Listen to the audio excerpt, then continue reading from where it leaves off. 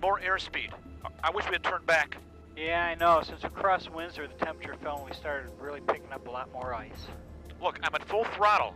We're only 110 knots. We've already lost 45 knots. Are we going to make the airport at Troy? No, we need a different airport, one with an ILS. Pontiac. Pontiac has an ILS. Detroit approach, this is 70 Kilo. Bonanza 70 Kilo, Detroit approach, go ahead.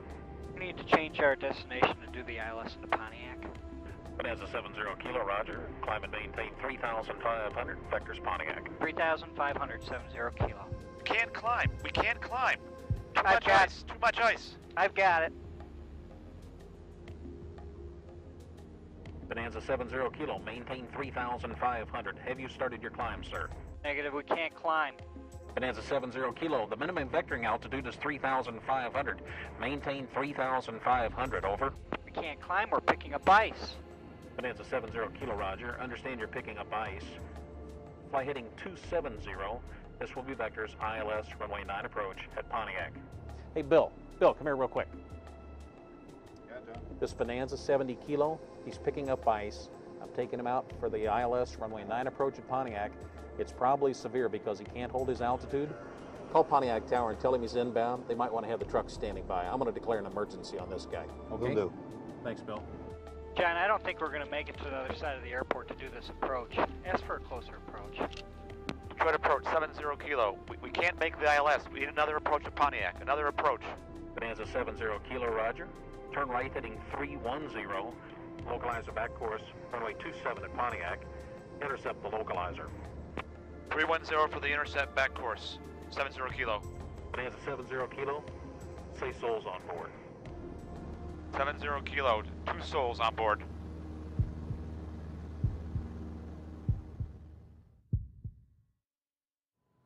The story you have just seen was based on an actual flight. A flight instructor and his student departed Cleveland in a Bonanza bound for Detroit.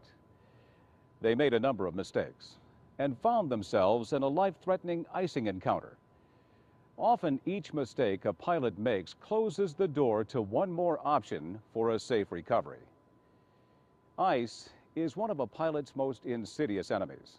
There are no hard and fast rules. Every encounter is unique and to some extent unpredictable, and different aircraft may react differently to the same icing condition. Every encounter has the potential to be dangerous. Accidents due to airframe icing usually involve experienced pilots. This video will help you open the door to more safety options and give you the tools to successfully avoid ice and to exit an inadvertent icing encounter. We will follow 2 pilots through each phase of flight. Rona is flying from Lorain, Ohio to Grand Rapids, Michigan. Her Seneca is certified for flight into known icing. Greg is flying from Lorain, Ohio to Dayton, Ohio. His Saratoga is not equipped with an ice protection system and is not certified for flight into known icing. We will present alternate situations to illustrate other icing challenges. The red film strip will designate these alternate situations. In order to present accurate and visually descriptive icing encounters, it was necessary to insert in-flight icing images acquired on NASA icing research aircraft. As a general aviation pilot, you have a tremendous responsibility. Unlike airline pilots who have an elaborate infrastructure to assist them, general aviation pilots have a greater responsibility for gathering, analyzing, and applying information to make the go, no-go decision. The general aviation pilot bases this decision on prevailing weather conditions, the aircraft capability, and must pass judgment on his or her own capability at the time of flight.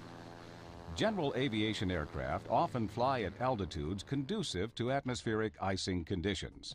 The threat zone changes altitude with season and geography. Even small amounts of ice can significantly degrade your aircraft's performance and handling. Airframe or structural icing will both increase drag and reduce maximum lift. This means the stall speed will increase, and you may notice a decreased airspeed or that more power is required to maintain a given airspeed. Your aircraft will burn more fuel, and the maximum range will be reduced. The drag can increase to the point where it will overcome the amount of excess thrust available. In this case, attempting to climb or even maintain altitude by increasing the angle of attack could result in a stall. The iced wing will always stall sooner, that is to say, at a lower angle of attack or higher airspeed than a clean wing. If you find yourself in such a situation, do not stall the aircraft. Be prepared to accept a controlled descent, possibly to an off-field landing. Keeping the aircraft flying and under your control is paramount to survival. I'm going to call flight service on the phone. Here you'll see two pilots, Rona and Greg, obtaining weather briefings. Greg, piloting an unprotected Saratoga, is obtaining his weather briefing from Duats, and Rona, piloting a protected Seneca, is getting a phone briefing directly from flight service.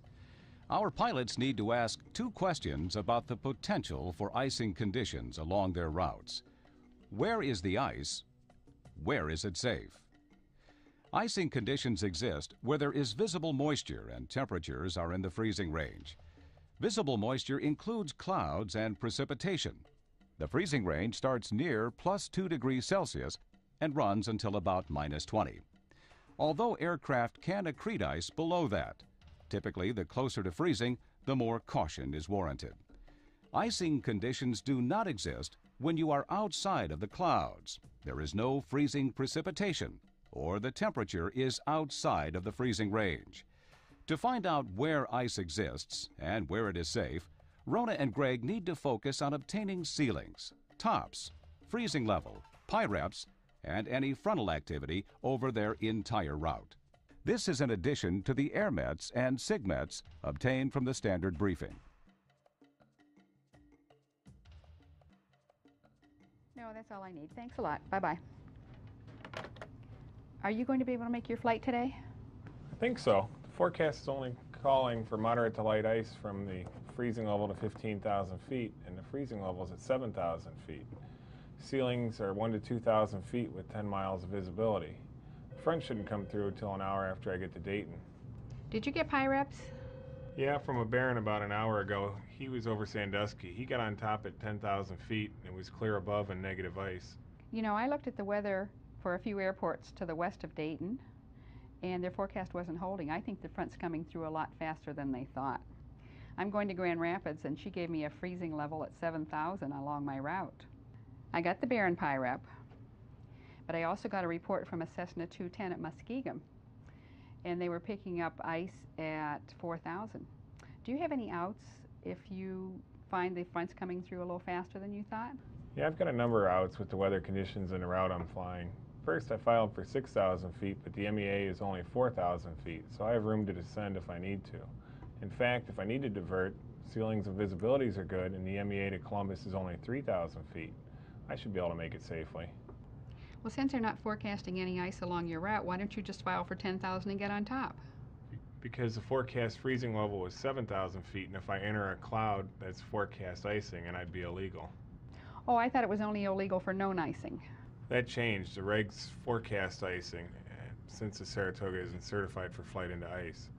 Since I'll have to fly through it, I can't do it. I'll have to settle for 6, but that should keep me above the freezing temperature.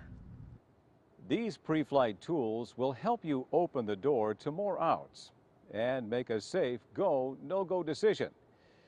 Regardless of the type of aircraft you're piloting, your go, no-go decision should be based on whether or not you have a number of reliable outs along your entire route, if conditions aren't what you expected. If all conditions need to be just right for you to make your flight safely and you have no outs, consider rerouting so you have reliable outs, delaying, or not going. Now, in the next sequence, Rona and Greg are going to their same destinations with a different set of weather conditions.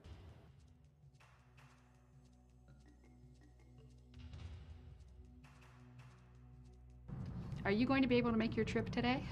No, I don't think so. Forecast freezing levels at the surface and the en route ceilings are 500 feet. I'd be illegal, besides I wouldn't have any outs. The tops are being reported at 18,000 feet, so any altitude's going to keep me in the ice. Yes, I got a PIREP from an MD-80. Along my route today, he was picking up light to moderate mixed icing, and a Cessna 414 They were at my destination airport and reported severe icing. So I went to the ADS website, and they predicted icing along most of my route. Ads? What's ads? Oh, the Aviation Digital Data Service. Yeah, but you're still going to go, right? You've got boots. That's the biggest out there is. No, it's not safe for me to go either. The conditions are so widespread, I couldn't flight plan to stay out of the ice. And I wouldn't have any outs. The conditions right now at Grand Rapids are calling 200, a half mile, and snow showers. Below my personal minimums. Everything would have to go just right. And boots aren't always an out. Depending upon the icing, they may buy me some time until I can get out. And that Cessna 414 giving a severe icing report at my destination airport, I'm not going. Oh, you're right. I see. The light to moderate icing report from the MD-80 could translate into a moderate to severe encounter for a GA aircraft. Also, the severe icing report from the Cessna 414 over the destination airport is likely to exceed RONA's ice protection system. The PIREPs, along with the ADS weather report, indicate that icing conditions are likely to be severe and widespread. Aircraft are certified for a specific icing envelope. While this envelope covers the vast majority of icing encounters, it does not cover them all. Some aircraft accidents are due to conditions that exceed this envelope and overwhelm the aircraft's ice protection system. Ice protection systems are best used as a defensive measure to buy time until you can exit the icing condition. Don't assume that you're legal to fly in icing conditions because your aircraft has a supplemental type certificate for an optional ice protection system. An STC system indicates the hardware is airworthy, but its effectiveness in ice removal may not have been demonstrated. Only with certified ice protection systems can you intentionally fly into known or forecast icing. If you're not sure, check the pilot's operating handbook. It is very important to remove all snow, ice, and frost from the aircraft during pre-flight. Pay close attention to frost buildup. Even a thin layer of frost can severely affect aircraft performance. If your aircraft has been stored in a heated hangar, snow could melt and refreeze on your aircraft. Also, during pre-flight, be sure to check that your pitot heat is working. If you're piloting a protected aircraft, remember to check your ice protection systems during run-up. It's better to detect malfunctions on the ground rather than in flight. 7 Mike Alpha, cleared to Grand Rapids. Radar vector Sandusky, Victor 30 to Litchfield, direct Grand Rapids. Maintain 4,000, expect 8,000 in 10 minutes. 124.0, squawk 5346, released at 18:15, void if not off by 18:22. The time now is 18:05.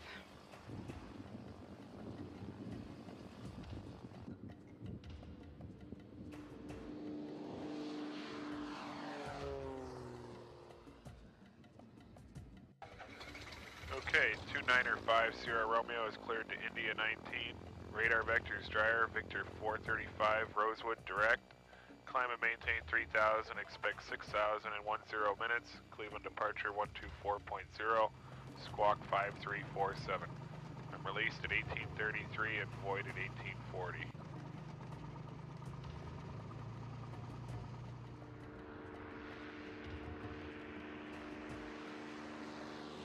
The forecast for Greg's route is 1,000 to 2,000 foot ceilings and unrestricted visibility underneath. Tops are layered from 6,000 to 10,000, and the freezing level is at 7,000. Cleveland approach, Saratoga 2905 Sierra Romeo is off Lorain County, climbing through 2,300 for 3,000. Saratoga 295 Sierra Romeo, Cleveland approach. Radar contact 3 miles west of Lorain County, climbing to maintain 6,000. Out of 2,500 for 6,000, 5 Sierra Romeo. Greg monitors his outside air temperature or OAT gauge on climb out and notices the freezing level is actually lower than forecast. He is vigilant to monitor the threat of icing, always considering his available outs.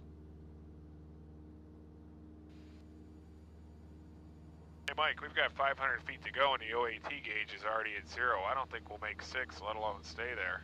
Yeah, and it looks like we're already picking up some ice. Yeah, I'm going to see if we can get a lower altitude. Center, Saratoga 2950 Romeo is picking up some ice, request 4,000, and we can take a heading change. November 50 Romeo, maintain 6,000 for crossing traffic. Center 50 Romeo needs an immediate descent, any direction. November 50 Romeo, roger. Turn right heading 270, descend and maintain 4,000. 50 Romeo is out of 6,000 for 4,000, right turn 270.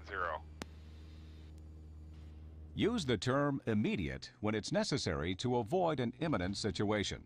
Also, if you're requesting an altitude change, let the controller know that you're willing to take a heading change to expedite the clearance. Rhoda's protected Seneca is not immune to icing situations. She is now cruising at 8,000 with an OAT of minus 10 degrees Celsius, and she's picking up ice. You know, we're picking up some ice. I'm going to find out where the tops are. We'd be better off on top than sitting down here.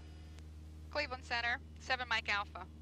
Do you have any top reports or icing reports for our area? Seneca 7 Mike Alpha, roger. Tops reported in the area around 9,500, clear above. And we don't have any pilot reports indicating any icing in your immediate area. Over. 7 Mike Alpha, requesting climb to 10,000. Seneca 7 Mike Alpha, roger. Maintain 8,000 for traffic. I have your request. Expect higher in 10 miles. Roger, 7 Mike Alpha, maintain 8,000. Rona, should we ask for an immediate climb to get out of this ice? No, it's only light ice. Our boots will handle that for 10 miles. If it were moderate or severe, though, I'd ask for an immediate climb. In this situation, climbing on top is clearly the right choice. However, if the tops aren't attainable, you should still try to get out of the ice. Climbing to colder temperatures reduces the chances of a hazardous icing encounter and allows you more altitude to recover. There are typically 5 safety outlets and a priority handling device in any in-flight icing situation. They are climb, descend, continue, divert, or return. Remember, these safety outlets apply to both unprotected and protected aircraft whose safe outcome is in question. The priority handling device is the ability to declare an emergency. If the situation deteriorates and the safe outcome of the flight is in question, declare an emergency. This will give you priority handling and allow you to exit your situation as soon as possible. Consider climbing when you can top the clouds. Even if you remain in the cloud, chances are you will climb out of the icing environment, or at least reduce the threat by climbing to colder temperatures. Climbing also increases your ground clearance, should you need to recover from a control anomaly. Be aware of cloud tops, however. This is where icing can be the worst. Consider descending when you can get below the clouds or to temperatures above freezing. Even if you remain in the cloud, chances are you will descend out of the icing environment.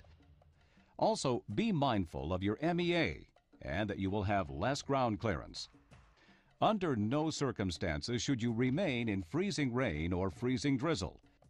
Continue your flight if it appears you are in the process of exiting the icing threat.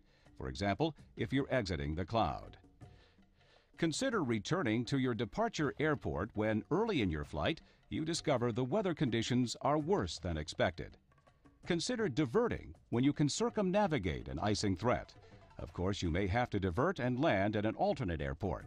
In that case, the best choice may be behind you. Any course change requires communication with ATC. Be sure to clearly convey the level of urgency. Mention you are in icing. If you're unsatisfied with the ATC response, declaring an emergency will give you priority handling. By doing so, ATC is allowed to help you exit the icing condition as soon as possible. Recall that FAR 91.3 states, in an emergency requiring immediate action, the pilot in command may deviate from any rule to the extent required to meet the emergency.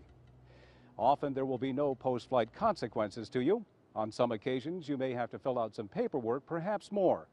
But whatever the cost, it is up to you to ensure the safe outcome of the flight. Rona, we're picking up some ice. Light to moderate rime, I think. I'd call it moderate mixed. I should do a PIREP. Good idea. Call it in. All right. Cleveland Center, 7 Mike Alpha would like to make a pilot report. 7 Mike Alpha, go ahead. Seneca 7 Mike Alpha is 5 northwest of Waterville at 8,000, and we're getting some moderate mixed icing in the clouds. We've lost 5 knots of airspeed. Outside air temperature is minus 10 Celsius. Number 7 Mike Alpha, Roger. Have your report. Thank you. PIREPs provide a snapshot of specific weather conditions for a particular location and altitude at a given time. They are especially helpful for indicating whether or not ice actually exists. However, PIREPs have limitations. Because icing is often transient in nature, the validity of the icing reports can change. PIREPs are aircraft and ice protection system specific and are the subjective assessment of the pilot making the report. Even so, request and report PIREPs. Reporting a PIREP is just as important as requesting one, especially when conditions are better or worse than expected. Also, it's important to report the absence of ice when it's been forecasted.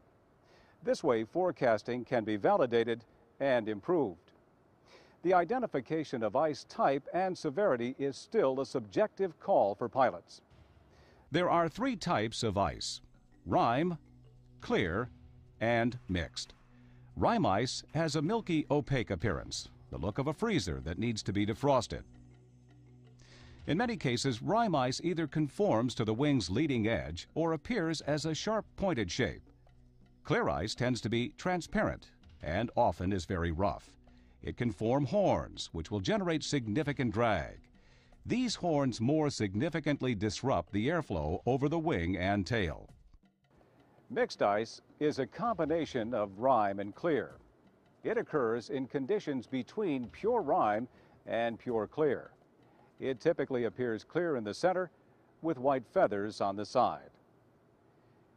Whether you're exposed to light, moderate, or severe ice is determined by how the airframe responds to the icing environment.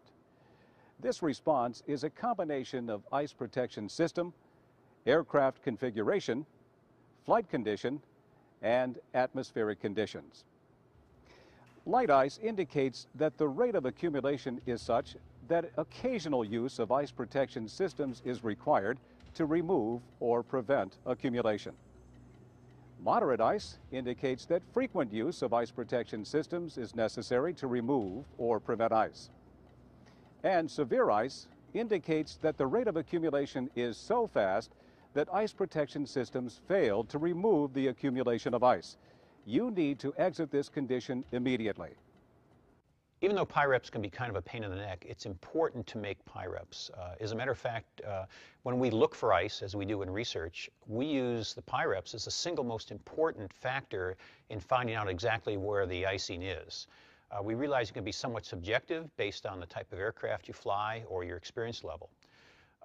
The flip side of that, of course, is interpreting the PIREPs. For example, Boeing 737 climbing through a certain altitude might report light ice when in fact it may be severe to a Cessna 182 that has a slower climb rate, or in fact may be stuck right in the middle of the ice. So be aware and interpret the PIREPs.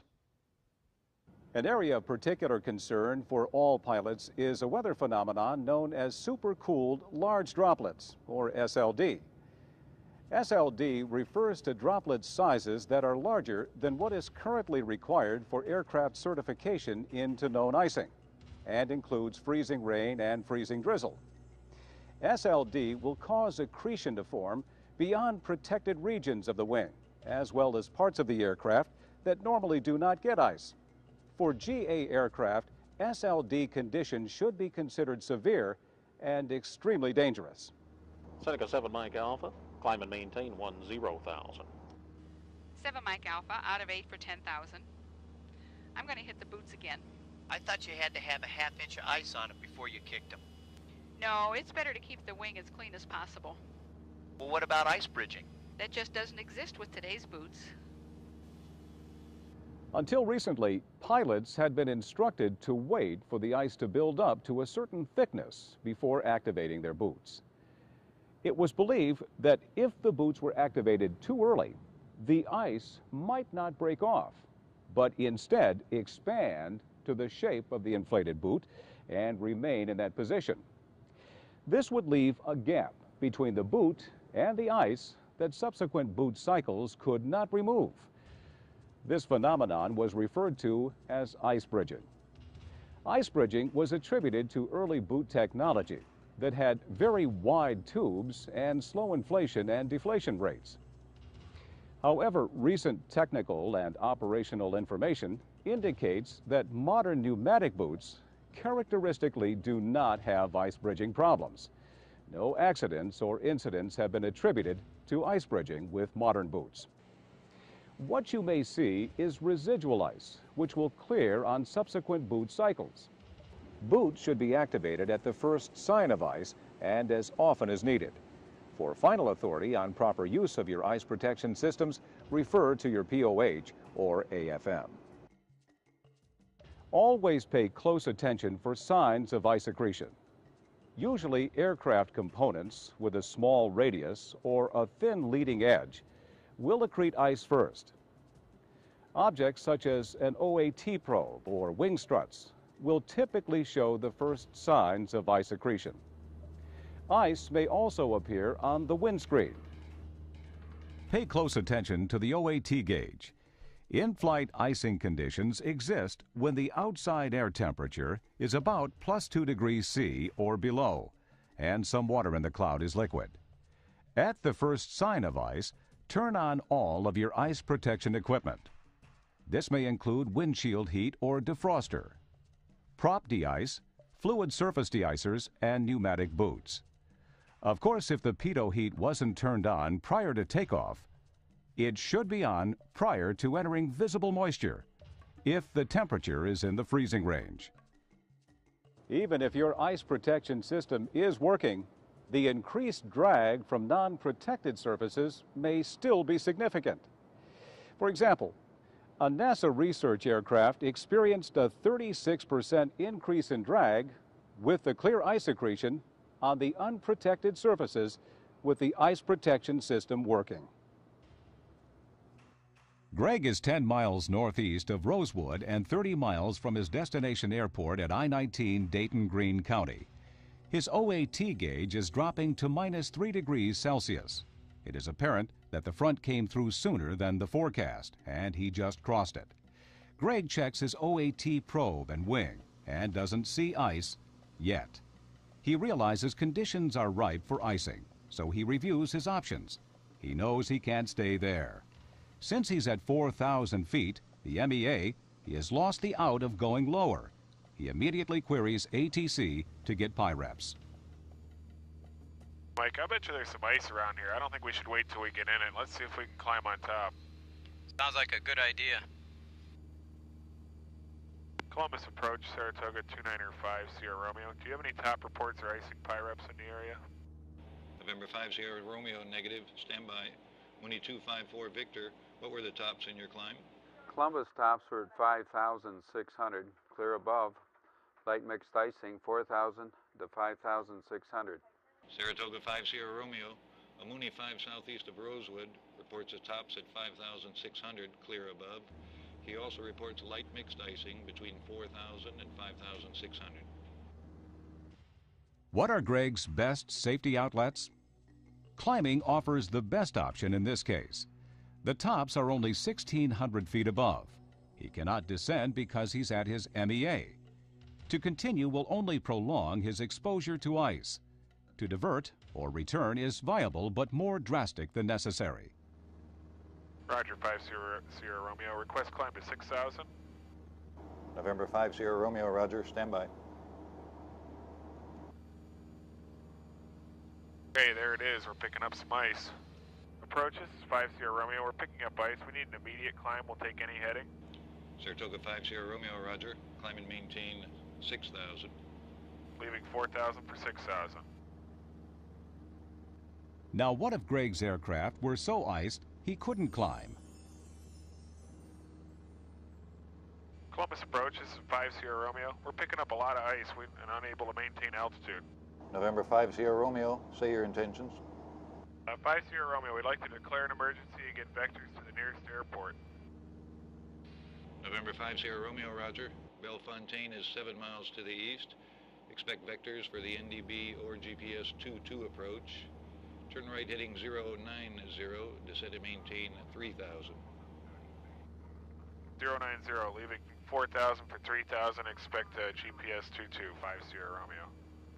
Remember, any time the outcome of your flight is in question, don't hesitate to declare an emergency. Good afternoon, Grand Rapids approach. 497 Mike Alpha with you at 10,000. Setting a 497 Mike Alpha, Grand Rapids approach control, descend and maintain 4,000. Flight present heading, vectors ILS, runway 35. 7 Mike Alpha leaving 10,000 for 4,000. Bob, why don't you get the ATIS for us? Okay.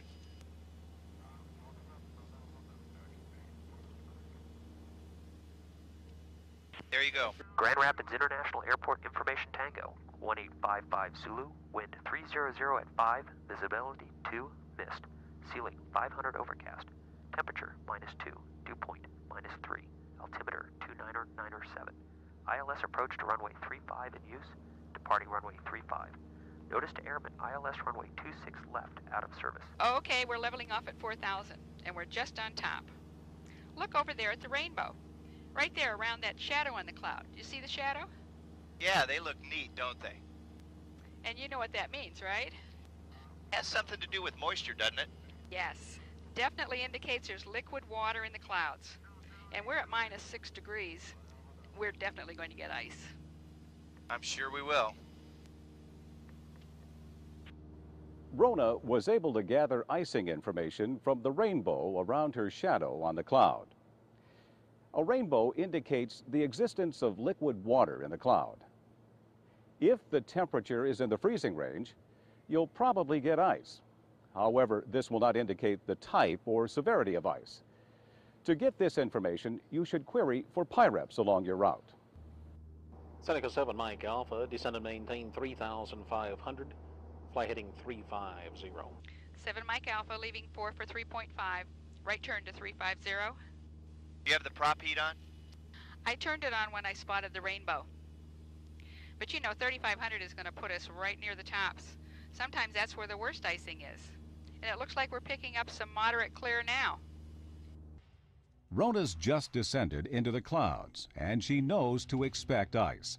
The question is how bad? Climbing is probably her best option since she knows it's clear above. Descending will only keep her in the icing environment since the temperature is -6°C and the ceiling is 500 feet. Continuing or diverting will unnecessarily prolong her exposure to ice. Bob, this is crazy. We're getting moderate clear. I'm going to ask to go back on top. What about going lower? No. The ATIS reported 500 feet and -2 degrees. We could be in icing the whole way down. If it was my only option, I'd take it and probably get out of this moderate clear. Our best option is to climb back on top. Grand Rapids approach, this is 7 Mike Alpha. We're getting moderate clear ice. We'd like to go back to 4,000. Seneca 7 Mike Alpha, roger, climb and maintain 4,000. The Grand Rapids altimeter 29907. Greg is on top at 6,000. He climbed from 4, his MEA, to escape an icing encounter. The OAT reads -5°C, and the tops are at 5,600. Greg now has to consider his next move. He is concerned that his destination airport is socked in. Flight watch, this is Saratoga 295 Sierra Romeo, 20 miles northeast of Rosewood at 6,000. Roger, November 295 Sierra Romeo. This is Indianapolis Flight Watch, voice for Dayton. Go ahead. Flight watch, 5 Sierra Romeo is 20 miles northeast of Rosewood, en route to India 19. Requested en route briefing. Roger, sir. Greene County has no weather reporting. The closest airport is Wright-Patterson, and they're reporting 2,000 overcast, temperature -3, dew point -8, altimeter 3015, visibility 15, wind 280 at 10. And there was a pilot report about an hour ago from a Baron that reported light to moderate clear icing on the climb with tops to 5,800. Over. Flight watch, 5 Sierra Romeo. Are there any airports in the area with better conditions? And November 5 Sierra Romeo, affirmative. It looks like Hook Field is your best bet. Their AWAS is reporting scattered layer at 2,000, Temperature -2, dew point -9er. Altimeter 3011. Wind 280 at 10. Visibility 15. And negative icing reports for that area. Over. Thanks for the report. Greg's checked all his options. Diverting to the alternate airport, Hook Field, makes the most sense. Dayton approach, Saratoga 2905 Sierra Romeo. Like to do an approach to Mike Whiskey Oscar, Hook Field, and then request VFR flight following to Greene County, India 19. November 5 Sierra Romeo, roger. You're now cleared to Hook Field via radar vectors. Fly present heading, descend and maintain 4,000. Approach 5 Sierra Romeo. I'd like to stay at 6,000 on top as long as possible. Saratoga 5 Sierra Romeo, if you'd like to stay at 6, I'll have to take you around the Dayton Class C. Roger, 5 Sierra Romeo. We still prefer to stay at 6. November 5 Sierra Romeo, roger. Turn left heading 140, maintain 6,000. Greg was fortunate enough to be able to make an approach at a nearby airport that had good weather. He will continue on to his destination, VFR. Even though it's going to take more time to reach his destination airport, staying out of the icing condition is paramount. Notice Greg did not accept a clearance that would take him into potential icing conditions. Pilots in unprotected aircraft should not accept ATC direction into potentially hazardous icing conditions. November 5 Sierra Romeo, you're 6 miles from Oneida. Maintain 3,000 until established on the localizer. Cleared for the localizer runway 23 approach at Hook Field. Change to advisory frequency is approved. Report back on this frequency upon completion of the approach for VFR advisories. 5 Sierra Romeo cleared localizer. Maintain 3 till established. Clear to switch to advisories, and we'll report back with you after the approach. 5 Sierra Romeo. Greg's decisions allow him to make an ice-free approach. Remember, if you make an approach in icing conditions, you could accumulate enough ice to make a missed approach as well as a second attempt at landing impossible. If better weather conditions are not an option and you're forced to make an approach in icing conditions, consider a destination airport with an ILS. This will provide you with a more stabilized approach and increase the likelihood of a successful landing. Now, the weather conditions are much worse, and the alternator in Greg's aircraft has just failed. He is forced to land. There are low ceilings in the area. The freezing level is at the surface, and a King Air just ahead reported light to moderate clear icing. His best choice is to find a nearby airport that allows him to make an ILS approach. Do you think we'll be able to get into Greene County? I'm not going to take that chance. Since we have to make an approach in icing, we'll go to Springfield and do the ILS. We could always try the NDB to Greene County and go to Springfield if we don't get in. No, we might get so iced up we can only make one approach. I want to do an ILS to make sure we get in. My plan is to stay on top as long as possible. I know we'll get ice on the approach. We'll add 10 knots or so and then do a no-flap landing. Oh, I see what you're doing. And Springfield also has longer runways. That's right. Dayton 5 Sierra Romeo, we'd like to change our destination to Springfield. We also like to stay on top here at 5. Saratoga 5 Sierra Romeo, fly present heading, maintain 5,000. Expect ILS runway 24 approach at Springfield. 5 Sierra Romeo, roger. Fly present heading and maintain 5,000. Expect the ILS 24 at Springfield. Because there is a greater risk of pitch or roll upsets at slower speeds, most icing accidents occur during the approach and landing phase of the flight. Seneca 7 Mike Alpha, descend and maintain 3,000. Fly heading 270, vector to the ILS, runway 35. Left 270, ILS runway 35. Why'd you turn the autopilot off? I thought it could fly the ILS. Whenever you fly in ice, it's better to hand fly your airplane. That way you can feel the plane talk to you. If you're in icing, especially during the approach, hand fly your aircraft. The autopilot is likely to mask the first indications of an upset. If you hand fly, you'll feel the impending handling anomaly and be able to recover before it's too late.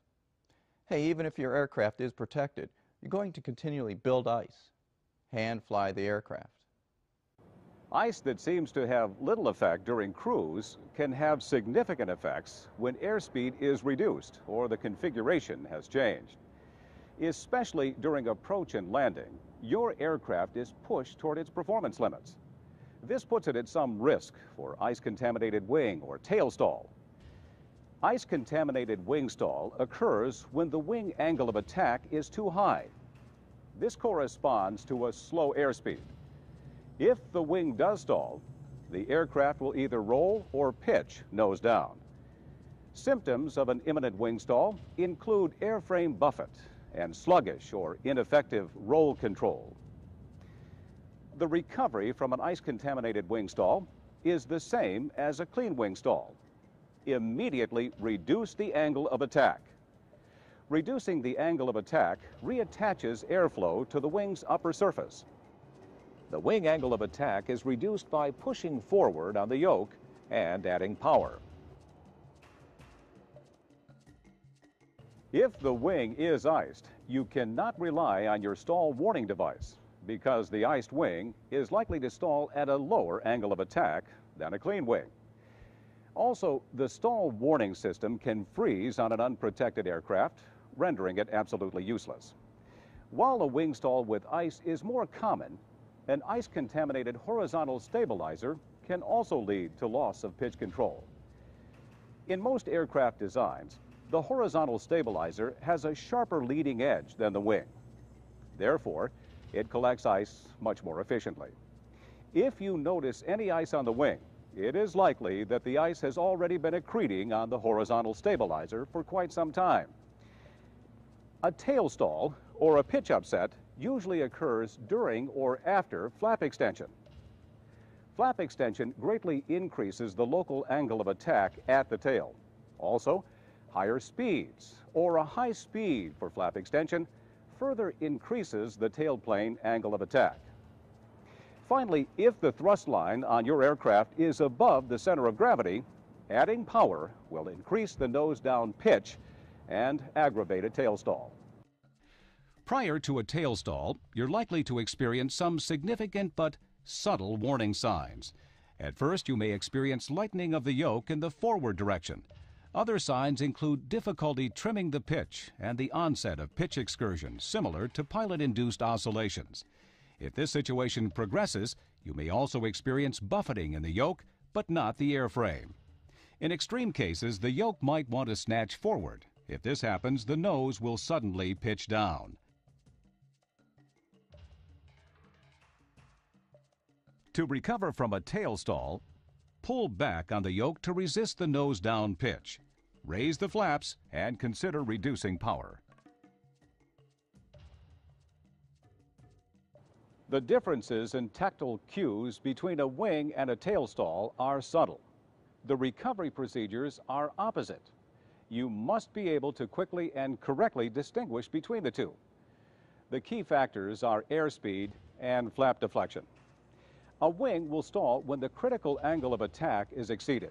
This typically corresponds to a slow airspeed. A tail stall occurs at a high enough tailplane angle of attack. This almost always corresponds to lowering the flaps. To recover from a wing stall, push forward on the yoke and add power. On the other hand, to recover from a tail stall, pull the yoke back, raise the flaps, and consider reducing power. When it comes to handling events, remember one thing: undo what you just did. This might be all you need to recover. Whether you're piloting a protected or unprotected aircraft, here are some strategies to minimize your exposure to ice on approach. While being vectored for final approach or flying a full non-precision approach, stay on top as long as possible and practical. In fact, if conditions and your comfort level allow, stay on top until intercepting the final approach course and glide slope inbound. Don't accept intermediate altitude assignments in icing conditions. Be aware that this could result in a higher than normal descent rate on a non-precision approach. Keep your speed up. This will increase the stall margin. If it's snowing at your destination, chances are you won't pick up ice. If the cloud is glaciated, the water is already frozen. Ice crystals will harmlessly bounce off your aircraft. Rona is on ILS approach into her final destination. The ceilings are at 500 feet and the freezing level is at the surface. Seneca 7 Mike Alpha, turn right heading 330, 5 miles from Caldo, maintain 3,000 until established on the localizer, cleared ILS, runway 35, over Caldo, contact Grand Rapids Tower. Good day. Roger, 7 Mike Alpha. Right turn to 330, cleared ILS 35, maintain 3,000 till established, call the tower at Caldo. Okay, Bob, we'll cycle the boots at the final approach fix and then one last time when we break out of the clouds. We'll also keep the speed up about 10 knots on final. Yeah, that sounds good to me. As busy as you are, remember to cycle your boots at the final fix. This will keep your wings clean during this crucial phase of flight. To increase the stall margin, keep your speed up. Greg is able to make a VFR approach and landing and did not accept a clearance that would take him into potential icing conditions. Dayton approach 50 Romeo. We have Greene County in sight. Like to cancel flight following. November 50 Romeo, roger. Squawk 1200. Frequency change approved. Okay, squawk at 1200. Frequency change approved. Good day, 50 Romeo.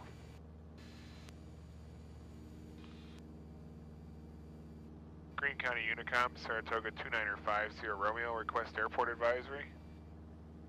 November 5 Sierra Romeo, Greene County is using runway 25. Winds are 280 at Niner. No other traffic reported. Greg is able to make a VFR approach and landing, but he still has some residual ice on his airplane from the earlier inadvertent ice encounter. Remember, ice, which has little effect during cruise, can have significant effects when airspeed is reduced or the configuration is changed. If your aircraft is, or you suspect it is, carrying ice, remember the following. Increase your approach speed. This allows you to increase your stall margin and make a safer approach and landing. Consider landing with no flaps or reduced flaps if you're worried about a tail stall. This will increase your margin. Minimize your bank angle. For example, if the aircraft is not aligned with the runway, don't make any high bank turns. Instead, use shallow maneuvers. Turns will decrease the stall margin, bringing you closer to a stall. And if you're worried about maintaining altitude due to the drag penalty, consider delaying gear extension until the runway is assured. This Bonanza 70 kilo, he's picking up ice. I'm taking him out for the ILS runway 9 approach at Pontiac. It's probably severe because he can't hold his altitude. Call Pontiac Tower and tell him he's inbound. They might want to have the truck standing by. I'm going to declare an emergency on this guy. Okay? Will do. Thanks, Bill. John, I don't think we're going to make it to the other side of the airport to do this approach. Ask for a closer approach. Detroit approach 70 kilo. We can't make the ILS. We need another approach to Pontiac. Another approach. After asking us how many souls were on board, air traffic control vectored us towards Pontiac Airport. By the time we intercepted the localizer, we were clearly well below the minimum descent altitude. We had difficulty maintaining altitude and were losing altitude at 100 to 200 feet a minute, despite being under full power. Our major concern at this time was maintaining control of the aircraft. Fortunately, by this time, as we were 3 miles from the airport, we stopped accumulating ice, and our defroster was working well enough that we had good visibility forward out of the windscreen. We still had no sight of the ground, and only as we came over the runway could we see downward and see the concrete, at which point we then put the landing gear down and made a very hard full stall landing. It was quite evident that we could not have gone another quarter mile. We did taxi out down to the ramp, and when I got out of the aircraft, the amount of ice is truly indescribable. There was ice covering the entire aircraft, including the antenna. The propeller spinner had ice about a foot long, and the wings had 6 inches of ice in the shape of a horn coming off the front leading edges. Having been through this experience and survived to both tell you about it and hopefully teach you about it, I would ask that you keep one thing in mind always, and that is to respect the power of ice on an aircraft. With the weather changes, I'm glad we made it. Even with all the route changes, we're only 20 minutes late. It's good to have outs. Grand Rapids Tower, 7 Mike Alpha with you on ILS 35. 7 Mike Alpha, clear to land, runway 35. Roger, 7 Mike Alpha, clear to land 35. Rona, I have the runway. Okay, Bob, I'll take over visually.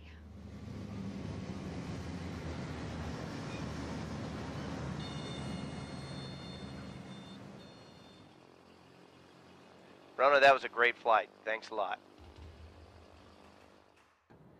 The best insurance against an icing encounter is avoidance. Develop a pre-flight plan. Know where the ice is and where it is safe. Remember, ice can only exist when there is visible moisture and temperatures are in the freezing range. Be sure you know the freezing levels, cloud tops, ceilings, and any relevant PIREPs. Also, be aware of any frontal activity along your route and upweather. Always build reliable outs into your flight plan. You may have to reroute to ensure this. If reliable outs are not possible, consider delaying or not going. Report and request PIREPs. They are the most accurate way of determining current icing conditions. They are especially helpful when conditions are better or worse than expected. Be assertive with ATC.